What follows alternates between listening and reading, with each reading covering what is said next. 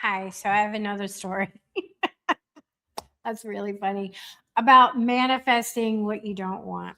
So I know somebody, obviously, I'm not going to reveal any names, that this happened to, and it's actually funny.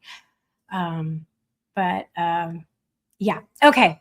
So she is, let's say, middle aged, divorced long enough to be divorced to be ready to go back into the dating world. Okay. Met a guy who she really, really liked and was very attracted to. And I would talk to her a lot. And she was very worried. I'm trying to say this in a nice way about, being intimate again with somebody who, because she hadn't been, the sun's coming in this time of day, she hadn't been intimate with anyone else in a very, very long time. And she was really, really, concerned about it. And she was also you're in a certain age, you're in perimenopause, right? Like, you can be for if there are any men watching, which probably they're not, men don't realize you can be in perimenopause for 10 years before you go into menopause. And let me tell you something. It ain't fun. Anyway, so her cycles were never regular, and when going through the perimenopause, they really were like, not regular at all. Months going by, but of course, she is at a certain age, and wasn't worried about being pregnant for two reasons. One, she would use contraceptive, and two, she was divorced, and she hadn't been intimate with anybody. So unless it was immaculate conception, it wasn't happening. So she meets this guy. They really hit it off. They really, really like each other. He's super busy, businessman, travels a lot. She's super busy, businesswoman. She does a lot, so they couldn't always get together. They both were divorced. They both had kids from previous relationships. There's the logistics of the weekends, who has children, whatever it is. But she was so stressed about the being intimate with him that anytime it happened to her, like a half a dozen times, anytime that they would finally get together to have a date, whether it was to go to one night it was a concert, one night it was, a party, it was a beautiful dinner, like really nice dates. We're talking about people who have a little bit of money, they're middle-aged, they're not kids anymore, just drinking beer, sitting on the back of a car, listening to old Journey, smoking cigarettes, back in the day. These are people who are busy lives and established. But I swear to God, because she would tell me like, oh, I'm so nervous. I really want to, I just don't know. And it's been so many years since I've been with somebody else. And, I'm just so nervous about being intimate. And so she worried about it too, like obsessively. I remember telling her, well, you need to stop worrying so much and just trust, that it's going to work out and everything is going to be fine and you'll figure it out. But every time they had a special night that they could get together, she would get her period.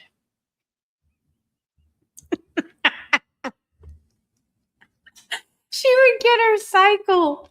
So of course, she couldn't, right? Because I mean, you could, logistically you could do that. But if this is a new relationship and you haven't been with somebody the first time, you don't want to be on your cycle. Women know this, especially we know how we feel, you know how your cycle is. If it's a heavy cycle, if you're bloated, if you're moody, there could be tenderness. It's definitely not a place that you want to be for the first time, especially when you're getting to know But like after like the fourth time, I was like, you've got to be kidding me. Like, this is a joke. And she's like, no, because now it's so irregular. It's coming like twice in a month. It's lasting for longer. She's going through perimenopause. These are the things that happen. But trying to get the sun. It's like a perfect, like right in my face, like right out of my eyes because of the time of day. But turn maybe a little over here. I was like, well, I'm not surprised actually, because you're attracting this in a way. And she's like, what are you talking about? I'm like, you're so focused on the fear of what is going to happen when that happens, and you're so anxious about it. Your body is reacting. Fuck it, the sun is the way it is. There's nothing I can do about it. You're reacting. Your body is having a physical reaction, and it is putting a kibosh on it, like literally, like putting like shutting it down. Like, no, this isn't going to happen. And yeah, she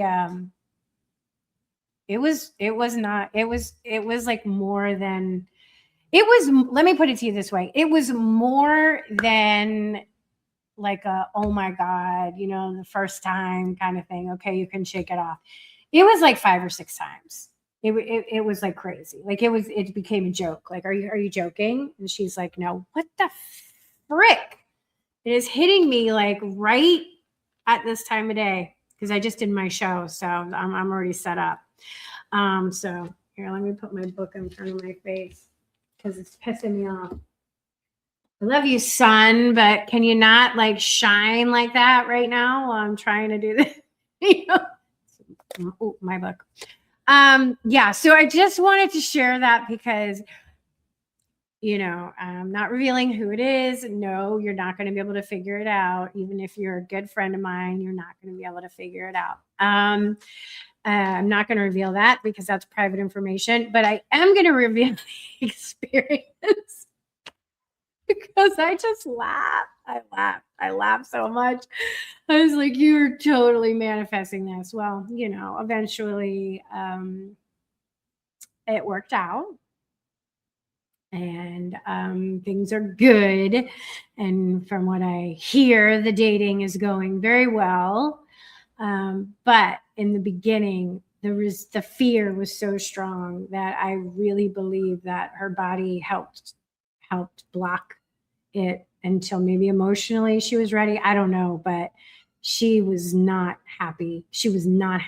And especially one of the nights, it was like a very romantic night. It was like, I mean, the moon and the sun and the stars lined up, and it should have been one of those nights. And she felt something, went to the bathroom, and was like, motherfucker.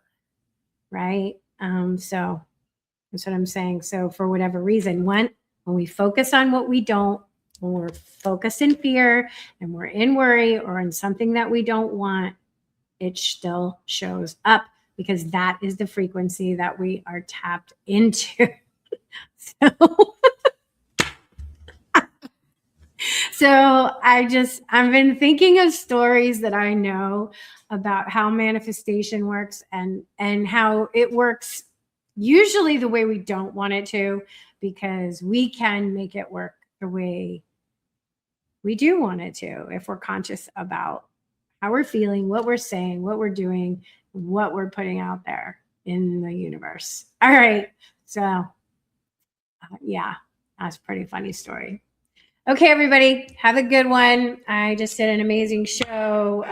I also did a show with my friend Celeste Brooks, Astrology by Celeste. She's doing the proper care and feeding of your moon. So if you're into astrology and you want to learn about how important your moon sign is and where that shows up in your astrological chart and how that is such a reflection of who you are, I highly recommend taking her class. But you can watch her whole video. She did my whole chart, so it's on my YouTube channel. All right, have a good one, everyone. Be careful. Be careful what you're worrying about and thinking about when you're putting out there, because it comes back to you. And do something fun and joyous for yourself. You know, whatever it is. Whatever brings you joy in this crazy, crazy world that we are living in. So if you're wondering why I'm holding a book up, it's because the sun is slivering through the light and it's just hitting me right in the face. See you guys next time. Bye.